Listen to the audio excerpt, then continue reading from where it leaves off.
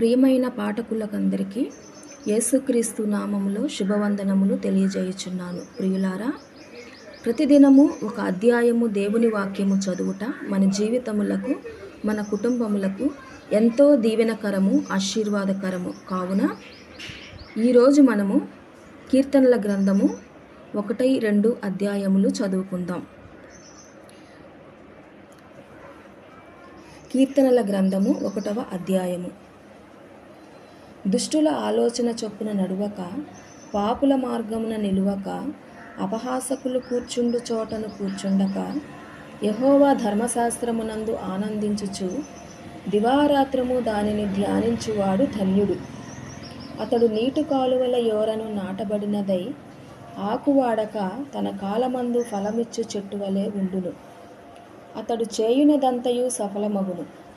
దుష్టులు అలాగున నుండక గాలి చెదరగొట్టు పొట్టువలే నుందురు. కాబట్టి న్యాయ విమర్శలో దుష్టులును, నీతిమంతుల సభలో పాపులును నిలువరు. నీతిమంతుల మార్గము యెహోవాకు తెలియును, దుష్టుల మార్గము నాశనమునకు నడుపును.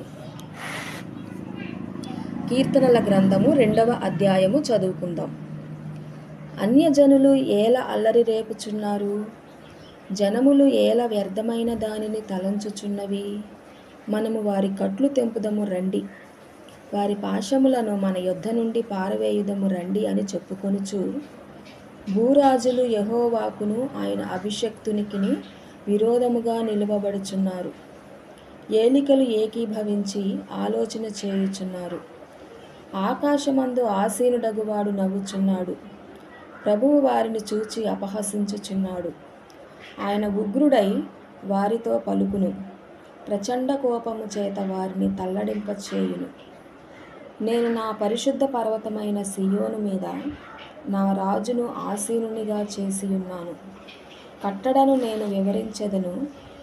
యెహోవా నాకీలాగు సెలవిచ్చెను, నీవు నా కుమారుడవు, నేడు నిన్ను కనియున్నాను.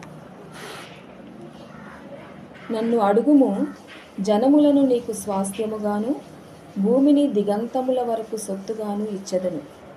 ఇనుపదండముతో నీవు వారిని నలుగగొట్టెదవు, కుండను పగులగొట్టినట్టు వారిని ముక్కచెక్కలుగా పగులగొట్టెదవు.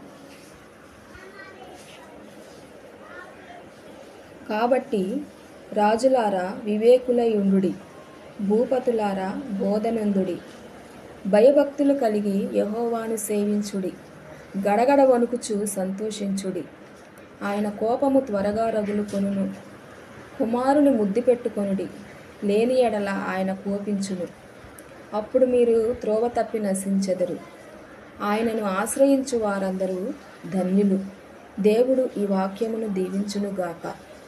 ప్రియులారా, ఈ ఛానల్ని మీరు సబ్స్క్రైబ్ చేసుకొని మాకు సహకరించగలరని కోరుచున్నాము.